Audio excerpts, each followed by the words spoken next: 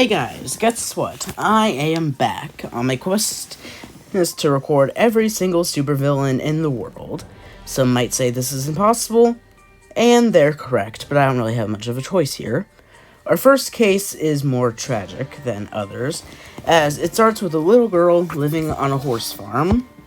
Her parents were downright abusive, one being very neglectful, and the other one, well, she tried to drown the child in a well when she was 7.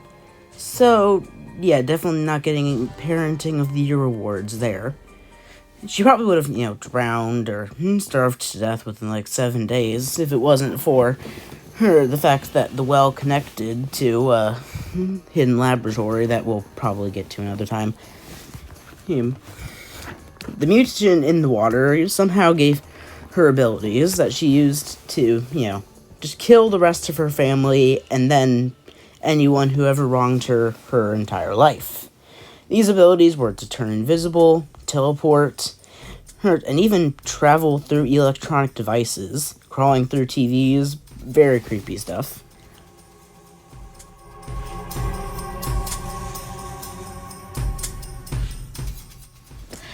So our next case is admittedly one of our stranger ones, and I could go into detail on the whole thing, but that would probably take up more than one video of this. So I'm just going to keep it simple. This guy, William Afton, was born with some weird genetic disorder that turned his skin purple, and also he was straight up a psychopath, with murdering kids inside of an old Chuck E. Cheese for just straight up no reason whatsoever given. And these even include his own children, which he had multiple times in the past killed. But anyway, we probably would have fought this guy ourselves if it wasn't for the fact that he was being consistently fought by a team of kids in mech armors that he had eventually tried to kill themselves. Well, eventually he got stuck in one of his own suits that he tried to build. Well, I don't know if he built it, but, I don't know.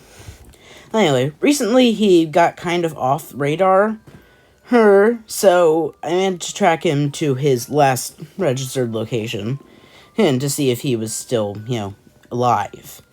I eventually found this guy in Brooklyn who seemed to remember this guy, and he just simply said the story was finished. I don't know what that means, but I'm just gonna take that to assume that the kids eventually finished the job. To which I say, all the better, less work for me.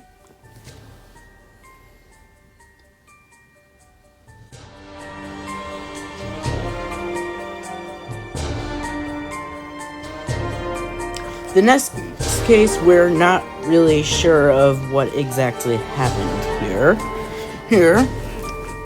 Now, let's just get this out of the way. Aliens do in fact exist in this world. I've met a few. They are very violent and overall. But they do tend to have access to some pretty cool technology. And occasionally that technology will land on Earth, and we try to get a hand of it before somebody else does.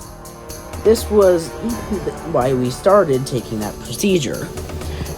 Random alien software eventually fell to Earth, and this one guy decided to take it for himself and start using it for supervillainy.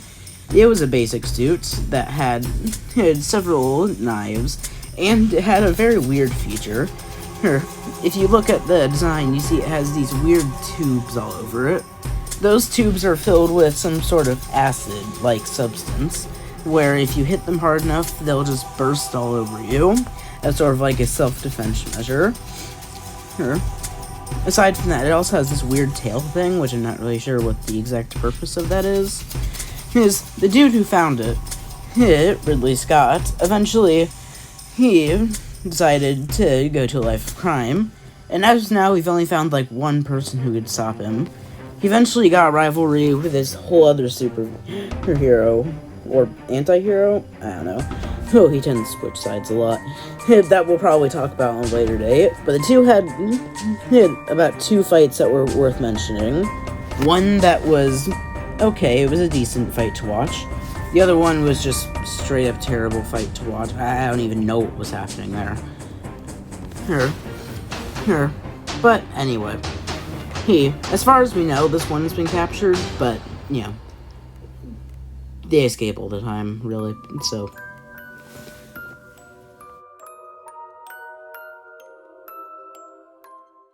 So remember how I told you at the beginning of this whole thing that there was a secret lab that the creepy girl fell into?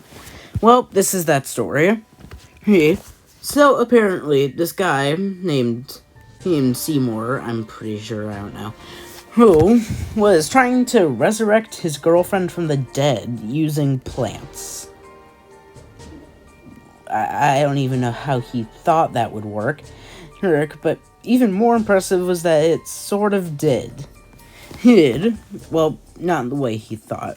He eventually managed to make a clone, combining plant genes with human genes, and also a little bit of vampire bat. You'll see how this becomes relevant at the end of the story. Anyway, at first all was well, but then it came time to actually, feed the plant clone human hybrid thing. And it turns out it ate blood. Now, this would be extremely problematic. And now it pretty much just hunts down people draining blood. And this is one I have to deal with now. So that's gonna be great.